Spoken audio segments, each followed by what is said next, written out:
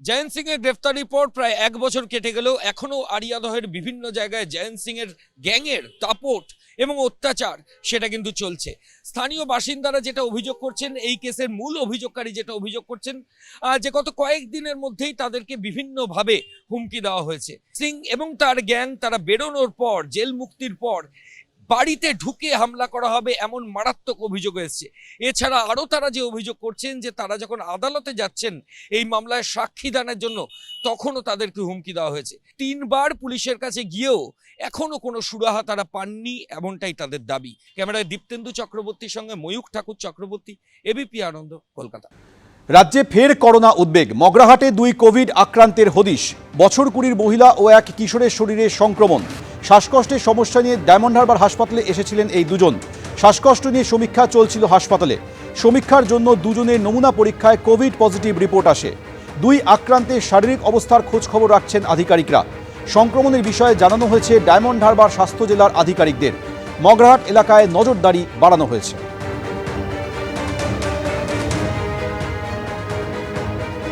মগরাহাটে 2 Covid আক্রান্তের হদিশ মিলেছে। বছর 20 মহিলা ও এক কিশোরের শরীরে সংক্রমণ। শ্বাসকষ্টের সমস্যা নিয়ে ডায়মন্ড হারবার হাসপাতালে আসেন দুজন। শ্বাসকষ্ট নিয়ে সমীক্ষা চলছিল হাসপাতালে, সেই সময় পরীক্ষা করলে দুজনের কোভিড পজিটিভ রিপোর্ট আসে।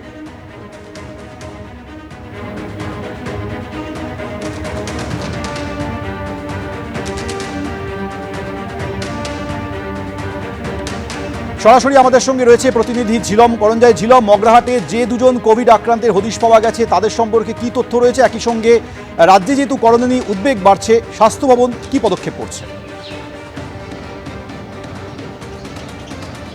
যেটা জানা যাচ্ছে স্বাস্থ্য দপ্তর সূত্রে, যে ডায়মন্ড হারবার মেডিকেল কলেজে তারা রুটিন যে বিভিন্ন ইনফ্লুয়েঞ্জার যে সংক্রমণ হচ্ছে তা নিয়ে তারা বিভিন্ন জায়গায় সমীক্ষা করে। তারই অন্তর্গত ডায়মন্ড হারবার জেলায়, স্বাস্থ্য জেলায় মগরাহাট ব্লকে 10খানা নমুনা তারা সেখানে যে ব্লক হাসপাতাল থেকে সংগ্রহ করেছিল এমন রোগীদের যাদের অ্যাকিউট রেসপিরেটরি ইনফেকশন আছে, এবং তাদের নমুনা সংগ্রহ করে দেখা যায় গতকাল রিপোর্ট আসে যে দুজনের কোভিড-19 পজিটিভ রিপোর্ট এসছে।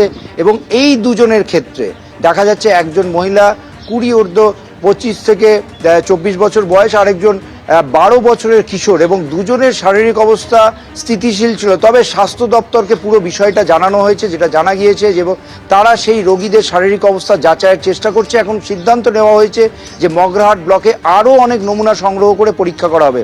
এর পাশাপাশি তোমাকে জানিয়ে রাখবো যে ইতিমধ্যে কলকাতায়, উত্তর কলকাতার একটি নার্সিংহোমে, কাকুরগাছির কাছে একটি নার্সিংহোমে আরও একজন করোনা আক্রান্তের খোঁজ মিলেছে, এবং তার বয়স 20 ঊর্ধ্ব এবং তার শারীরিক অবস্থা স্থিতিশীল, তেমনটাই স্বাস্থ্য দপ্তর সূত্রে জানা যাচ্ছে। অর্থাৎ গত দুদিনে কলকাতা এবং আশপাশে 3 জন নতুন করে করোনা আক্রান্তের খোঁজ মিলেছে। চিকিৎসকরা বলছেন উদ্বিগ্ন হওয়ার কিছু নেই, স্বাস্থ্য দপ্তরও এই বিষয়ের উপর নজর রাখছে, তেমনটাই জানা গিয়েছে। ঝিলম, তোমাকে ধন্যবাদ।